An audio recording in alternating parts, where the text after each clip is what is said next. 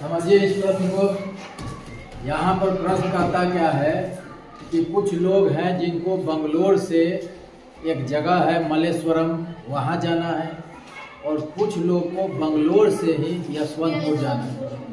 ठीक है, अब उसमें कंडीशन क्या बता रहा है कि बंगलोर से एक बस स्टैंड से यदि हम 2 टिकट मलेश्वरम तथा 3 टिकट यशवंतपुर के खरीदे। अब यहाँ से 2 टिकट कहाँ का खरीदा? मलेश्वरम का। 2 टिकट खरीद लिया मलेश्वरम का। अब 3 टिकट किसका खरीदा? 3 टिकट यशवंतपुर का खरीदा। 2 टिकट मलेश्वरम का और 3 टिकट यशवंतपुर का। टोटल खर्चा उसको कितना हो गया? टोटल खर्चा उसको 46 रुपया लग गया। 46 रुपया लग गया। मलेश्वरम का 2 टिकट और यशवंतपुर का 3 टिकट खरीदने में टोटल कितना खर्चा हो गया जी? 46 रुपया हो गया। तो टिकट का दाम तो हमको पता नहीं है, टिकट का दाम पता नहीं ना, तो टिकट का दाम पता करेंगे। मान लेते हैं बंगलोर से मलेश्वरम जाने के एक टिकट का दाम कितना है?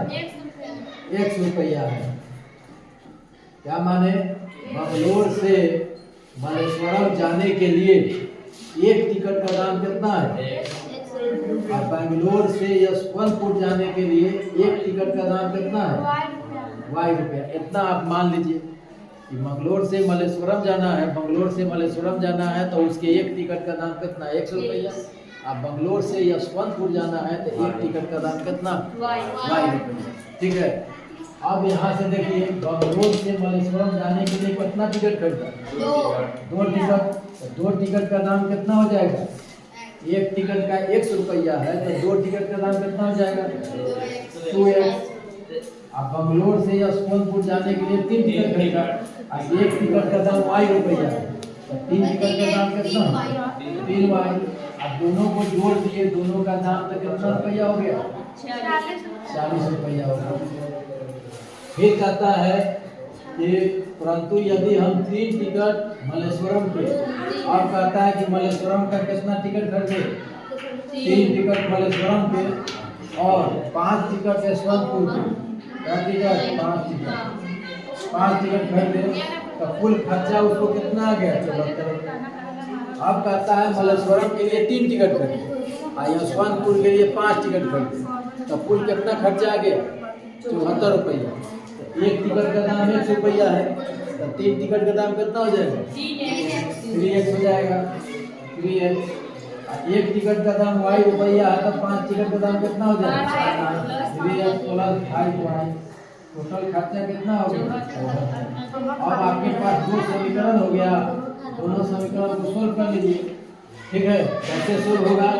3x है 2x है, इसमें कितना से गुणा करेंगे? ऊपर में 3 से गुणा कर दिए और नीचे में कितना? 2 से। और जब 2 से गुणा किए, अब 3 से गुणा कीजिए तो कितना होगा? 3 दूनी 6 प्लस 3 किया 9y। 46 में 3 से गुणा कीजिएगा, 6 3 18, 4 3 12।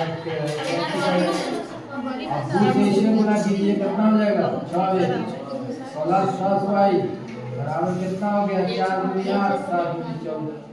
ठीक है, अब देखिए यहाँ पर दोनों बराबर हो गया, दोनों में समान चिन्ह है तो यहाँ क्या करेंगे? घटा देंगे। समान चिन्ह करने पर घटाते हैं। घटा दिए तो माइनस हो गया, माइनस हो गया, माइनस हो गया, ये कैंसिल हो गया। 9y में से 10y गया, कितना हो जाएगा? Minus y। और 138 में से 148 घटेगा कितना हो जाएगा? माइनस 10। यहाँ हो जाएगा माइनस 10। तो y का मान कितना हो गया? 10। इसका मतलब क्या हुआ? इसका मतलब हुआ कि बंगलोर से यशवंतपुर जाने के लिए एक टिकट का दाम कितना है? 10।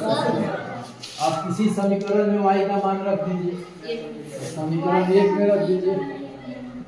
समीकरण 1 में y का मान, समीकरण 1 बताइए क्या है? 2x प्लस 3y बराबर 46। 2 और x का मान निकालना है तो 2x हो गया। अब 3 गुने y का मान कितना है? 10 बराबर 46। 2x प्लस 30 बराबर 46। 2x बराबर कितना हो गया? 40 तथा 30 कितना हो गया 16। x का मान कितना हो गया 16/2। पढ़ने का मतलब यह होगा कि बंगलोर से मलेश्वरम जाने के लिए एक टिकट का दाम कितना रुपया है। आप समझे बात को, किसी को समझने में दिक्कत समझ में आया? ठीक है, अगला हिसाब बनाइए। एक हिसाब और दिखा देते हैं, इसको बना लीजिए।